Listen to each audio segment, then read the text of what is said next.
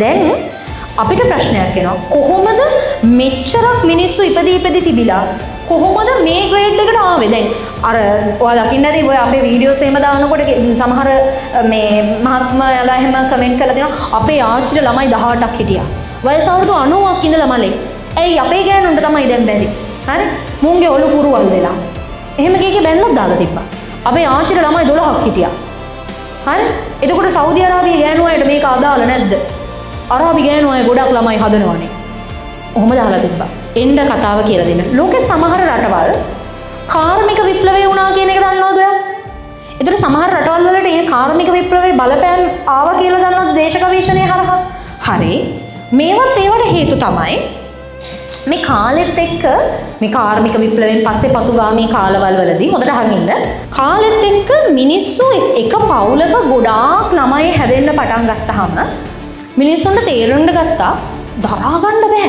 ඒක ගෙදරට දරා ගන්න බෑ. මොකද ඉස්සර තිබ්බ කෘෂිකාර්මික දැන් අපේ අත්තම්මලා ඕගලන්ගේ ආච්චිලා මුත්තම්මලා හිටපු කාලවල වල තිබිච්ච ආර්ථිකය නෙමෙයි දැන් තියෙන උදාහරණයක්. ඔයාගේ ආච්චිලගේ කාලේ රුපියල් 100කින් ගොඩාක් වැඩ කරන් තියනවනේ.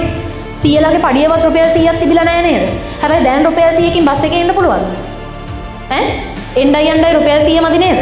ආන්න ඒක තමයි මේ කියන්නේ. එතකොට ඒගොල්ලන්ගේ කාලේ රුපියලට ඒගොල්ලන්ගේ කාලෙට මුදලට තිබිච්ච කරන්න පුළුවන් වැඩ ඒ කාලේ තිබිච්ච ජීවන රටාවයි දැන් කාලේ තියෙන ජීවන රටාවයි සම්පූර්ණයෙන්ම වෙනස්. මේ විවෘත ආර්ථික රටාවත් එක්ක ගෝලීයකරණයේ බලපෑමුත් එක්ක ඒක සම්පූර්ණයෙන් වෙනස්. එතකොට කාලෙත් එක්ක පවුලක ගොඩාක් දරුවෝ ඉන්න එක මේ ආර්ථිකයේ වෙනසත් එක්ක පවුලට දරා ගන්න බෑ. බබාලට කණ්ඩ දෙන්න, එයාලව බලා ගන්න, කාලෙත් එක්ක අධ්‍යාපනය වගේ අවශ්‍යතාවල් සම්පූර්ණ කරලා දෙන්න. ඒවා විදිහක් නැතුව ගියා. දැන් අම්මට ළමයාට උගන්වන්න ඕනේ. ඒ වුණාට ළමයි 12ක් ඉස්කෝලේ යවන්න බෑ. අමාරුයි. හැබැයි අපේ අත්තම්මලා කරා. දැන් අපේ අම්මලාගේ පවුලවල ඔයගලන්ගේ සමහරවල්ලාට අම්මගේ පවුලේ ඇති නැන්දලා මාමලා ඔක්කොම එකතු වුණාම 5 දෙනෙක් ඇති සමහරුන්ට. දැන් අපේ අම්මලාගේ පවුලේ 7 දෙනෙක් ඉන්නවා. 9 දෙනෙක් ඉපදිලා 7 දෙනෙක් ඉන්නවා. දෙන්නෙක් පොඩි කාලෙම මැරිලා. ආච්චි නර්ස් කෙනෙක් ඒ වුණාට එයාගේ පවුලේ ඉන්නවා 5 දෙනෙක් ළමයි. නර්ස් කෙනෙක් වුණත් ළමයි 5ක් හදලා. අත්තම්මා අම්මගේ අම්මා අත්තම්මා එයා ගෘහණියක්. නමුත් එයා ළමයි 9 දෙනෙක් හදලා. 9 දෙනාගෙන් ඉතුරු වෙලා ඉන්නේ 7 දෙනයි පොඩි කාලෙම මේ දෙන්නෙක් මැරලා. ඒ 7 දෙනාම ඉස්කෝලේ යවලා. ආච්චිත් අර 5 දෙනාම ඉස්කෝලත් යවලා. තැන් වල.